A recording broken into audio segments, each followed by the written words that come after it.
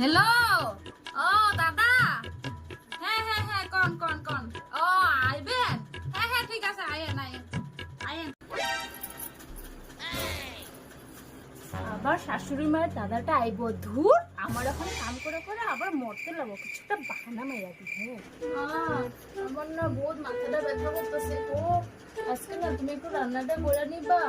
ও শরীর ভালো না, রান্না করতে পারবে না? আর কি কমু, দাদা আসতো।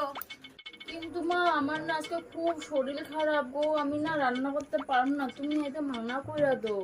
ঠিক আছে, কইয়া দিতেছি। হ্যালো